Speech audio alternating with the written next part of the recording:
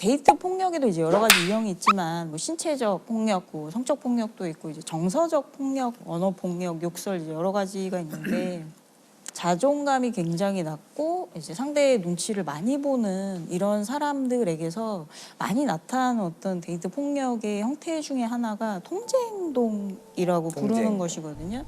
뭐 상대방의 메시지나 아니면 SNS를 체크하거나 옷차림을 간섭하거나 이런 여러 가지 사실 행동들이 있는데 그러니까 이런 식으로 하나하나 뭔가 본인의 뜻대로 통제하려는 그 행동들이 쌓이면 이런 것들이 결국 신체적, 정서적 그 성적 폭력의 어떤 그 지표가 될 수 있거든요.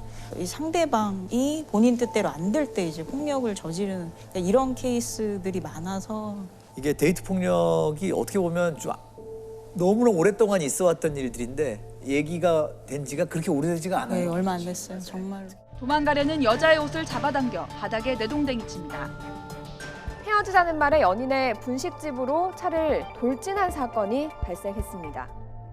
그 친밀한 관계 속에서의 폭력은 좀 관대해지는 경향이 좀 있잖아요. 이거 왜 그럴까요? 그게 실제로 처벌 판단에 대해서 연구를 하면 그러니까 서로 모르는 관계에서 발생한 폭력보다 아는 관계에서 발생한 폭력이 사람들이 처벌 판단을 더 낮게 해요. 아는 관계에서는 그거를 그 사적인 일로 치부를 하거나 두 사람 사이에 있었던 일로 그래서 점점 이 사회의 추세가 그러니까 저희가 어릴 때는 그 가족의 문제는 법이 개입하는 게 아니라는 식의 그런 어떤 생각들이 있었던 것 같아요. 그러니까 사랑하는 사이도 가급적 그 법이 여기까지 들어오는 건 아니지 않을까. 물론 인권을 더 우리가 더 알게 되면서부터는 점점 더 국가가 이제 여기에 개입을 하기 시작해서 이제는 사실 부모가 이제 자식의 체벌을 가하는 것도 저희가 어릴 때는 그건 부모의 권리라고 또는 의무라고 생각한 적도 있었거든요. 사실 대다수의 가정폭력이 벌어져도 옆집에서 신고해야 될 파출소에서 나와서 물어보고 네, 집안일이요. 그러면 갔어요, 대개는 그냥. 문제가 아니었겠지만 네. 이제 우리가 그런 무관심이 있었을 때 항상 아주 안 좋은 일들이 생기는 것들을 이제 봐왔기 때문에 자녀를 키울 때에도 체벌을 하는 것조차도 정부가 개입할 수 있는 문제고 사랑하는 사이인 것조차도 사실은 정부가 또는 법이 개입할 수 있는 쪽으로 점점 이 사회가 가고 있는 그런 상황에서 나오는 그런 논란들이 아닌가. 데이트 폭력을 자꾸만 물리적으로 뿐만 아니라는 거. 언어. 어쨌든 상대방이 원하지 않는 것을 억지로 하게 되는 건 다 폭력이잖아요. 그러니까 사람들이 정서적 폭력에 굉장히 둔감해요. 예.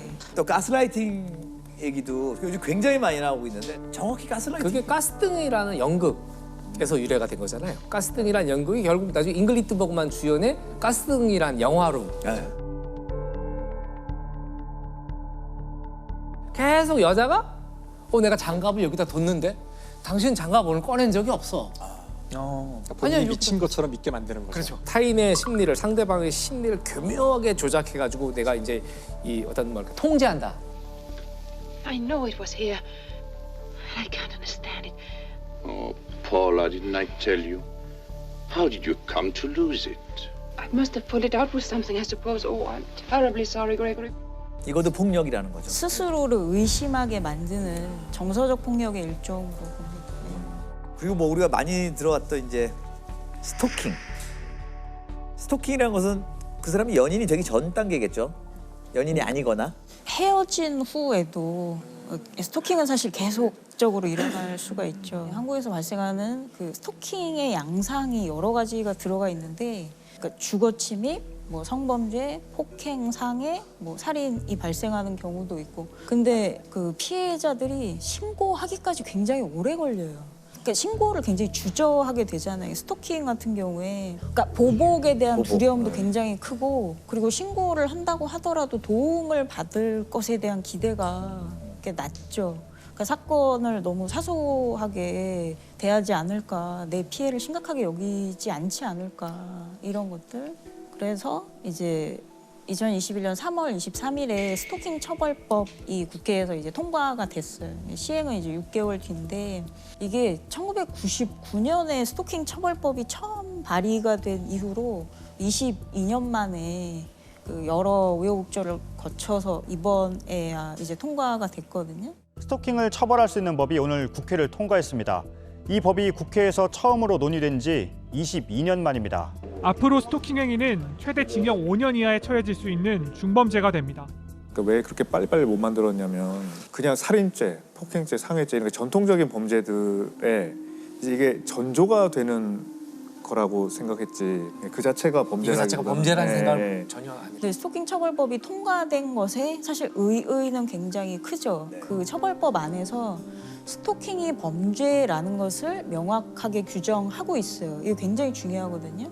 그리고 처벌에 대해서도 스토킹 범죄를 저지른 자는 징역 3년 혹은 벌금 3천만 원 이하에 처한다라고 명시를 하고 있고요. 그럼에도 불구하고 아직까지 미흡하다고 논란이 많이 되는 부분이 이게 반의사 불벌죄예요. 그래서 피해자가 처벌을 원치 않으면 그 처벌을 멈출 수 있는 거죠. 근데 이렇게 되면은 피해자들이 어떤 보복에 대한 두려움이나 협박 때문에 원치 않게 합의를 할 수가 있어요. 이게 굉장히 두려운 일이죠. 네. 그럼에도 불구하고 사실은 너무나 다행인 게 스토킹 처벌법이 통과됨으로 인해서 앞으로 한국의 스토킹 범죄자들이 어떤 사람인지에 대해서 더 알 수가 있고 어떤 과정을 거쳐서 더 심각한 범죄를 저지르게 됐는지에 대해서도 연구할 수 있을 것 같아요. 네. 사실은 이게 오래전부터 있던 일이고 그런데 해결법을 어떻게 보면 못 찾고 있는데 조금이나마 나아진 게 스토킹 특별법이 아닌가, 처벌법이 아닌가.